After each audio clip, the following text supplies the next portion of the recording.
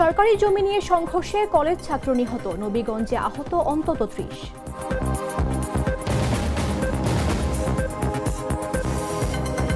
জ্বালানি সরবরাহে বাড়ছে গতি, ভারত থেকে পাইপলাইনে এলো আরও ৫,০০০ মেট্রিক টন ডিজেল।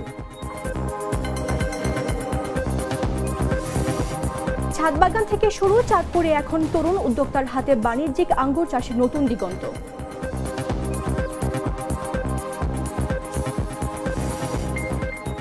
তেলের লাইনে নতুন চিত্র, চুয়াডাঙ্গায় ডিজেল সংকটে এবার লাইনে গৃহিণীরা।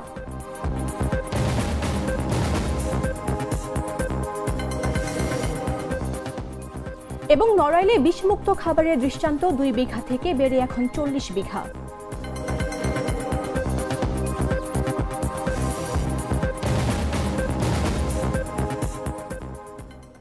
আমন্ত্রণ দেশ জুড়ে সংবাদে, আপনাদের সাথে রয়েছে আমি মামদুহা রাইসা।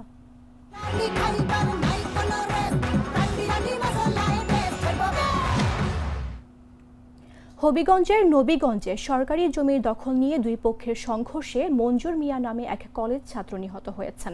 এ ঘটনায় উভয় পক্ষের অন্তত ৩০ জন আহত হয়েছেন। রোববার দুপুরে উপজেলার করগাঁও ইউনিয়নের বেগমপুর গ্রামে এই সংঘর্ষের ঘটনা ঘটে। নিহত মঞ্জুর মিয়া ওই গ্রামের খলিলুর রহমানের ছেলে এবং নবীগঞ্জ সরকারি কলেজের ডিগ্রির প্রথম বর্ষের শিক্ষার্থী ছিলেন। পুলিশ ও স্থানীয় সূত্র জানায়, বেগমপুর গ্রামের একটি সরকারি জমি দীর্ঘদিন ধরে খলিলুর রহমান ভোগ দখল করে আসছেন। সম্প্রতি প্রতিপক্ষ হেলাল মিয়া ওই জমি বন্দোবস্ত নিয়েছেন বলে দাবি করেন। এ নিয়ে দুই পক্ষের মধ্যে বিরোধ চলছিল। এই বিরোধের জেরে রোববার দুপুরে হেলাল মিয়ার লোকজন দেশীয় অস্ত্রশস্ত্র নিয়ে খলিলুর রহমানের লোকজনকে জমিতে কাজ করতে বাধা দেয়। এ নিয়ে উভয় পক্ষের মধ্যে প্রথমে কথা কাটাকাটি ও পরে উত্তেজনা ছড়িয়ে পড়ে। এক পর্যায়ে সংঘর্ষে জড়িয়ে পড়েন তারা। সংঘর্ষে হেলাল মিয়ার লোকজনের দেশীয় অস্ত্রের আঘাতে মঞ্জুর মিয়া গুরুতর আহত হন। পরে স্থানীয়রা তাকে উদ্ধার করে নবীগঞ্জ উপজেলার স্বাস্থ্য কমপ্লেক্সে নিয়ে গেলে কর্তব্যরত চিকিৎসক তাকে মৃত ঘোষণা করেন। এই ঘটনায় উভয় পক্ষের অন্তত ৩০ জন আহত হয়েছেন। আহতদের মধ্যে গুরুতর অবস্থায় ১০ জনকে উন্নত চিকিৎসার জন্য সিলেট উসমানী মেডিকেল কলেজ হাসপাতালে পাঠানো হয়েছে। এ বিষয়ে নবীগঞ্জ থানার ভারপ্রাপ্ত কর্মকর্তা দুলাল মিয়া বলেন, সরকারি জমি নিয়ে বিরোধের জেরে দুই পক্ষের মধ্যে সংঘর্ষের ঘটনায় একজন নিহত হয়েছেন। বর্তমানে এলাকায় পুলিশ মোতায়েন রয়েছে এবং পরিস্থিতি নিয়ন্ত্রণে আছে।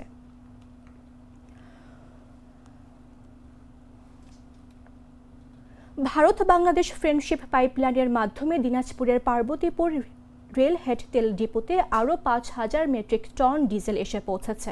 ভারতের আসামের নুমালীগড় রিফাইনারি লিমিটেড থেকে পাম্পিংয়ের মাধ্যমে পাঠানো এই জ্বালানি তেলের চালানটি শনিবার সন্ধ্যায় পার্বতীপুর রিসিপ্ট টার্মিনালে এসে পৌঁছায়। রোববার দুপুরে গণমাধ্যমকে বিষয়টি নিশ্চিত করেছেন পার্বতীপুর রেলহেড তেল ডিপোর মেঘনা পেট্রোলিয়াম কোম্পানির ম্যানেজার কাজী মোহাম্মদ রবিউল আলম।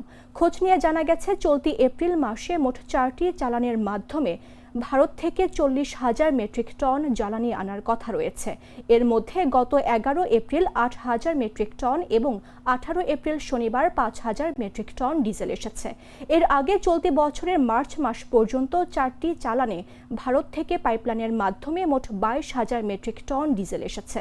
ভারতের আসামে অবস্থিত নুমালীগড় রিফাইনারি কেন্দ্র থেকে পাইপলাইনে দিনাজপুরের পার্বতীপুর রেলহেড ওয়েল ডিপোতে ভারত বাংলাদেশ ফ্রেন্ডশিপ পাইপলাইন প্রকল্পের রিসিপ্ট টার্মিনালে এ ডিজেল পৌঁছায়।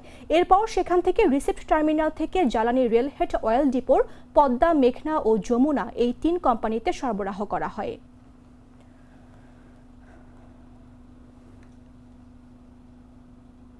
নড়াইলে লোহাগড়ায় গড়ে উঠেছে প্রাইড অ্যাগ্রো বিডি নামে একটি সমন্বিত খামার, যেখানে সবজি, ফল, মাছ ও গবাদি পশু একসঙ্গে চাষ করা হচ্ছে।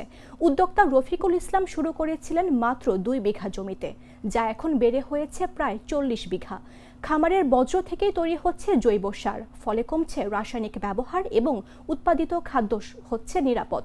এই উদ্যোগে স্থানীয়দের কর্মসংস্থানও তৈরি হয়েছে। কৃষি বিভাগ বলছে, এটি এখন এলাকায় একটি সফল ও টেকসই মডেল হিসেবে পরিচিত। বিস্তারিত জাগরেক্স রিপোর্টে। খামারে ঢুকলেই চোখে পড়ে সবুজে ঘেরা বড় সবজির বাগান।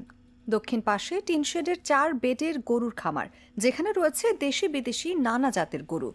একটু সামনে গেলে ৪৬ বিঘা জমি জুড়ে সবজি, ফলের বাগান আর ৪টি পুকুর। পুকুর পাড় জুড়ে ফুটে আছে নানা রঙের ফুল। আম, জাম, কাঁঠাল, কুল, সুপারি, কলাসহ নানা প্রজাতির ফল গাছের ছায়ায় গড়ে উঠেছে প্রাইড অ্যাগ্রো বিডি নামের এই সমন্বিত খামার, যার মূল লক্ষ্য নিরাপদ ও বিষমুক্ত খাদ্য উৎপাদন। বাজারের যে কেমিক্যাল যুক্ত যে খাবার এবং ন্যাচারাল খাবার, তার মধ্যে নিউট্রিয়েন্ট ভ্যালুগুলো অনেক হাই। সো যার কারণে আমি এর উপরে ইন্টারেস্ট, প্রায় দীর্ঘ 7 বছর আমি এর উপরে একটু রিসার্চ করছি নিজে, এবং আমি এখন অর্গানিকলি এটাকে একটা পাইলট প্রজেক্ট করতেছি। লোহাগড়া উপজেলার মোচরা গ্রামের উদ্যোক্তা রফিকুল ইসলাম জানান, বিষমুক্ত খাবারের নিশ্চয়তা দিতে নিজ গ্রামে এই উদ্যোগ নেন তিনি। শুরুতে মাত্র 2 বিঘা জমিতে মাছ ও সবজি চাষ শুরু করলেও এখন খামারের পরিধি বেড়ে দাঁড়িয়েছে 40 বিঘায়। প্রকল্পে আপাতত আছে যেমন G9 কলা গাছ আছে এখানে, বেশ অ্যারাউন্ড 1000, যার একটা কলা গাছ আপনার প্রায় 250 করে কলা ধরে, যেটা পার প্লান্টে আমার টার্গেট হচ্ছে আপনার 1000 টাকা করে সেল। সো 1000-এ এটা অ্যারাউন্ড 10 লাখ টাকা সেল হবে ইয়ারলি। খামারের বর্জ্য দিয়ে তৈরি হচ্ছে কম্পোস্ট, ভার্মি কম্পোস্ট ও বায়ো ফার্টিলাইজার। এতে মাটির উর্বরতা বাড়ছে, কমছে রাসায়নিক সারের ব্যবহার, আর ফসল হচ্ছে নিরাপদ ও টেকসই। ভার্মি কম্পোস্ট প্ল্যান্ট, যেটাকে বাংলায় বলা আছে কেঁচো সার, কারণ যেহেতু আমি বাইরে থেকে কিছু আনি না, আমার নিজস্ব ন্যাচারাল ইনগ্রিডিয়েন্ট ইউজ করে আমি কেঁচো সার বানাচ্ছি, এবং যেটা আমার গাছের খাবারের জন্য ইউজ করা হয়। খামারটিতে প্রতিদিন 4 থেকে 5 জন স্থায়ী কর্মী কাজ করেন। পাশাপাশি স্থানীয়রাও শ্রমিক হিসেবে কাজের সুযোগ পাচ্ছেন।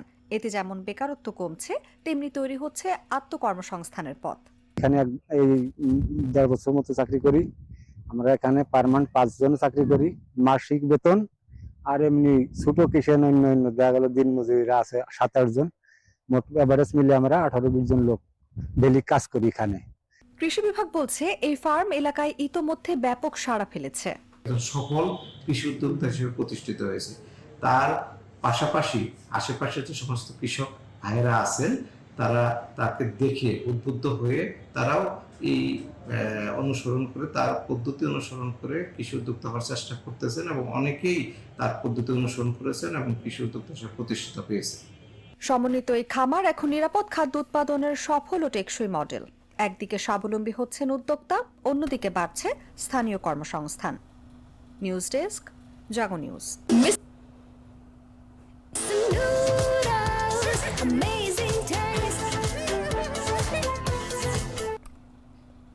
কৃষিকাজ সচল রাখতে এবং স্বামীর কাজের ক্ষতি এড়াতে এবার তেল লাইনে দাঁড়িয়েছেন গৃহিণীরা। চুয়াডাঙ্গার বিভিন্ন ফিলিং স্টেশনে নতুন চিত্র দেখা গেছে।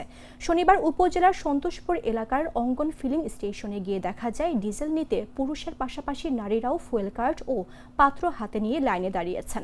অনেকেই জানান, পরিবারের কৃষিকাজ ও দৈনন্দিন কাজ সচল রাখতে বাধ্য হয়েই তারা এই লাইনে দাঁড়িয়েছেন। লাইনে দাঁড়ানো আকলিমা খাতুন বলেন, স্বামী তেল নিতে এলে পুরো দিন পাম্পেই কেটে যায়, এতে জমির কাজে ব্যাহত হয়। তাই স্বামীকে মাঠে পাঠিয়ে আমি লাইনে দাঁড়িয়েছি। আসমা খাতুন নামের আরেক নারী বলেন, পুরুষরা তেল আনতে গেলে সেদিন কাজ বন্ধ থাকে, তাই আমি তেল নিতে এসেছি। সন্ধ্যা রানী নামের এক নারী বলেন, বাড়িতে একজন অসুস্থ, রোদে দীর্ঘ সময় দাঁড়ালে তার সমস্যা বাড়বে, তাই নিজেই তেল নিতে এসেছি। অঙ্গন ফিলিং স্টেশনের ম্যানেজার আব্দুল হান্নান বলেন, পেট্রোলের চাপ কিছুটা কমেছে, তবে ডিজেলের জন্য দীর্ঘ লাইন রয়েছে। এখন পুরুষদের পাশাপাশি নারীরাও লাইনে দাঁড়াচ্ছেন। আমরা 5 জন পুরুষের পর একজন নারীকে তেল দিচ্ছি।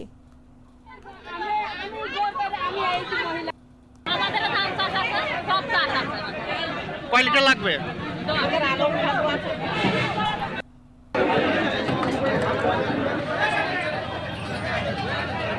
বাছাইকৃত লাল সরিষার দানা থেকে তৈরি হয় প্রাণ সরিষার তেল, আসল ঝাঁঝে আসল স্বাদে।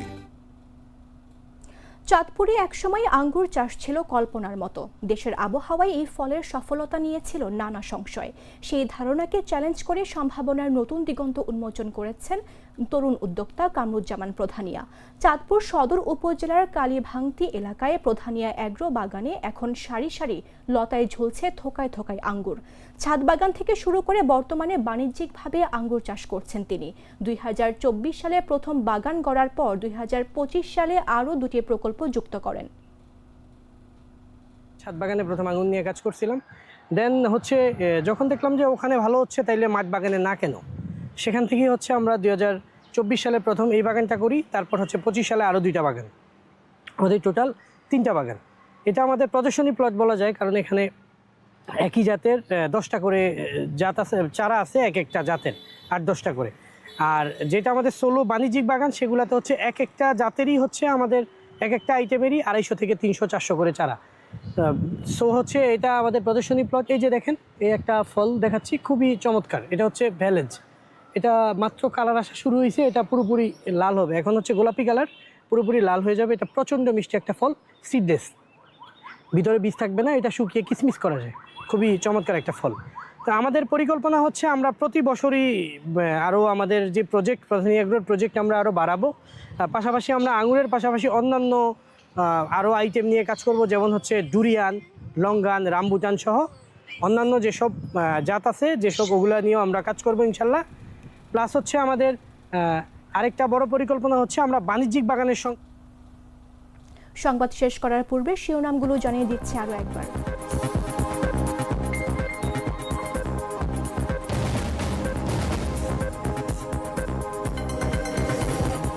সরকারি জমি নিয়ে সংঘর্ষে কলেজ ছাত্র নিহত, নবীগঞ্জে আহত অন্তত 30।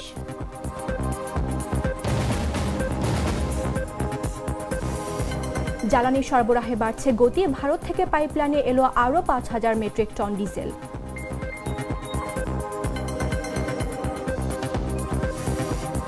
ছাদ বাগান থেকে শুরু, চাঁদপুরে এখন তরুণ উদ্যোক্তার হাতে বাণিজ্যিক আঙ্গুর চাষের নতুন দিগন্ত।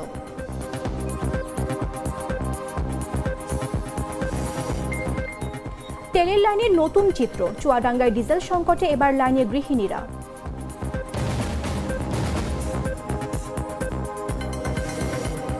এবং নড়াইলে বিষমুক্ত খাবারের দৃষ্টান্ত, 2 বিঘা থেকে বেড়ে এখন 40 বিঘা।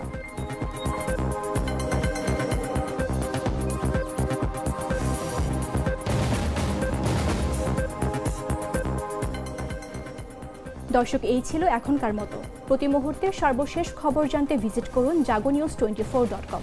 ফলো করুন আমাদের ভেরিফাইড ফেসবুক পেজ এবং সাবস্ক্রাইব করুন জাগো নিউজের ইউটিউব চ্যানেল। ধন্যবাদ সবাইকে।